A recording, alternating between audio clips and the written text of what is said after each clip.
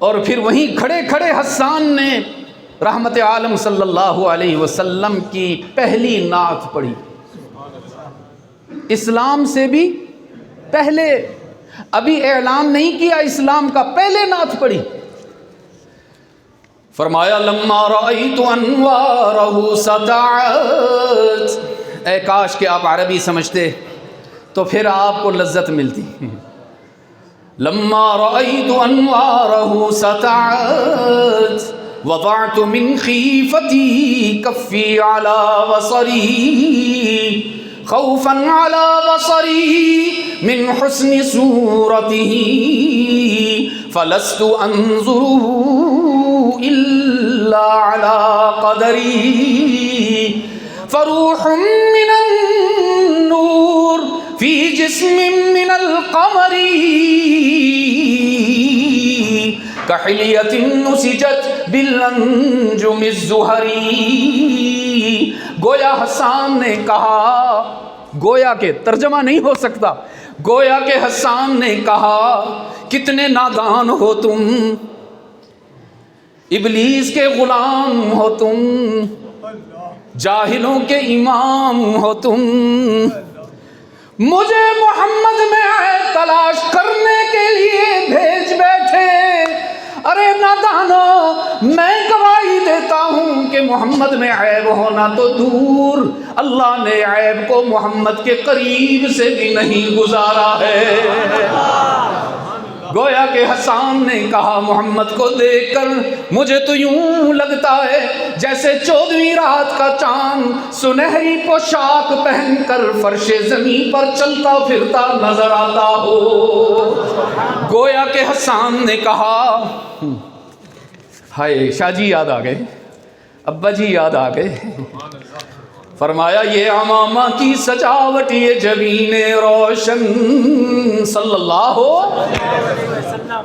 نہیں لطف نہیں آیا، دیر سے آیا ہوں اس دفعہ، ہے نا جی، اس دفعہ ملاقات ذرا تاخیر سے ہو گئی ہے، لیکن میرا سبق تو وہی ہے، میں تو کسی اور کے نام کے نعرے نہیں لگاتا، الحمدللہ، بس اللہ کی ذات کی توحید کے نعرے ہیں اور محمد کی رسالت کے نعرے ہیں، بس اور تو کچھ بھی نہیں۔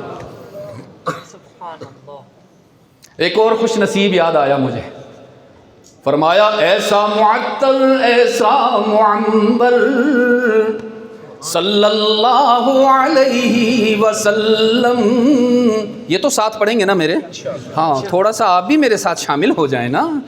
ایسا معطر ایسا معنبر صلی اللہ علیہ وسلم، اور ریگ عرب میں ایسا گلے تر صلی اللہ علیہ وسلم، قرآن اترا آنگن میں ان کے کیا کچھ نہیں ہے دامن میں ان کے، سبحان اللہ، قرآن اترا آنگن میں ان کے کیا کچھ نہیں ہے دامن میں ان کے، رب نے عطا کی ان کو ہی کوثر صلی اللہ علیہ وسلم۔ توحیدی صاحب، رب تو نہیں پر محبوب رب ہیں، یہ ہے عقیدہ ہمارا، یہ ہے عقیدہ، رب کعبہ کی قسم یہ ایمان ہے کہ اللہ کے بعد سب سے بلند ہستی ہے محمد مصطفیٰ۔ رب تو نہیں پر محبوب رب ہیں، امی نہیں پر امی لقب ہے، عرفان و دانش اس گھر کے چاکر صلی اللہ علیہ وسلم۔ اور شاہ جی کی بھی سنتے جائیے نا، فرماتے تھے یہ عمامہ کی سجاوٹ، یہ جبین روشن صلی اللہ، یہ قبائے عربی اور یہ نیچا دامن، مردہ بھی دیکھے تو کرچا گریوان کفن، اٹھ چلے قبر سے بے تاب زباں پر یہ سخن کہ مرحبا سید مکی مدنی العربی، دل و جاں باد فدایت سے عجب خوش لقامی، منے بے دل بجمال تو عجب حیرانم، اللہ اللہ چه جمال است بدین العجبی، صلی اللہ علیہ وسلم۔ سیدہ عائشہ بھی یاد آ گئی رضی اللہ تعالی عنہا، فرماتی ہیں فلو سمعوا فی مصر اوصاف خده لما بدلوا فی صوم یوسف من نقدی، لواحی زلیخا لو رأین جبینہ لأثرن بالقطع القلوب علی الایدی۔